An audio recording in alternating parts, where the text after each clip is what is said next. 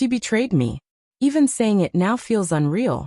You spend years convinced you know someone, trusting them with your heart, your future, only to discover they've been living a secret life right beside you. I found out one evening when I came home earlier than usual.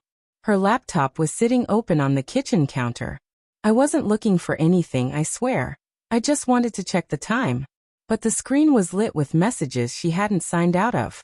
At the very top was a name I didn't recognize, followed by words that tore me apart. Last night was incredible. Can't wait until the next time. My chest caved in. It felt as if the ground vanished beneath my feet. Every nerve in me wanted to explode, to yell, to demand answers, but I didn't. I simply closed the laptop, sat at the table, and waited for her to walk through the door. When she finally came home, I didn't argue, didn't accuse. I looked her in the eyes and said quietly, "I know." She froze, her face drained of all color. And instead of breaking down in guilt, instead of begging for forgiveness, she whispered, "I'm sorry, but I don't love you anymore." Just like that, 10 years of marriage evaporated. I couldn't stay there another second.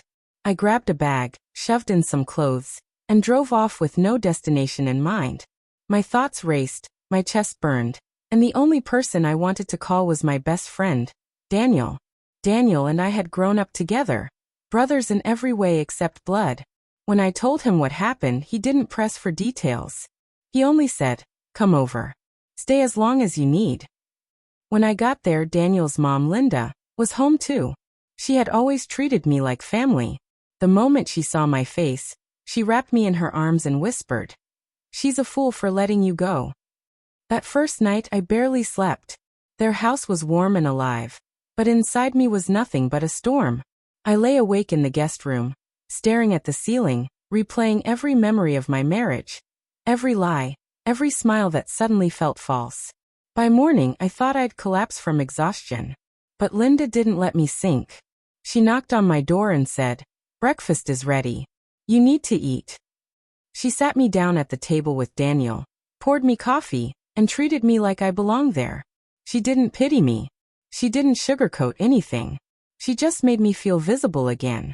Over the next few days, she became my anchor. And not just her. She had a circle of friends, women her age, full of energy and wit.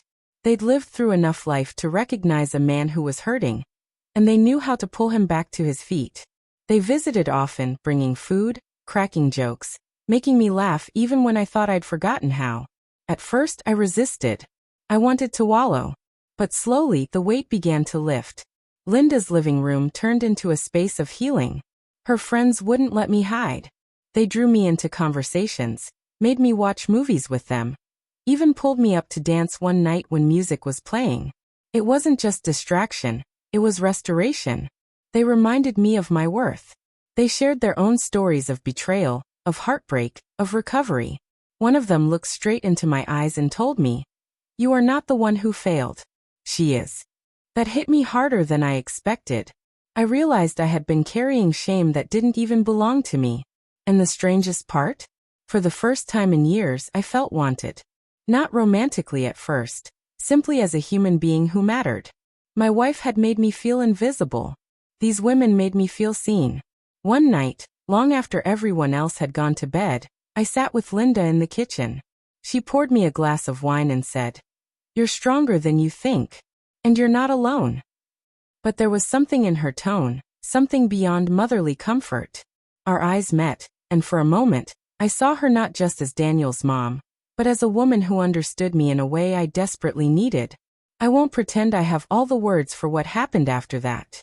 Loneliness, betrayal, and the warmth of genuine care blurred into something more. Lines were crossed. What began as comfort turned into something heavier, more dangerous, but also intoxicating. I won't spell out every detail. You can imagine what followed. But I will say this. They didn't let me drown. Every moment in that house reminded me I was alive, that I was still a man worth affection, that I wasn't trash to be thrown away. Was it messy? Absolutely. Was it the right thing? Probably not. But in those weeks, it was exactly what I needed. A reminder that betrayal doesn't define who you are. That attention, care, and love can come from the most unexpected places. By the time I finally moved out of Daniel's house, I wasn't the same shattered man who had walked in with nothing but pain. I carried scars, yes, but I was stronger. My wife thought she had destroyed me. She believed her betrayal would break me beyond repair.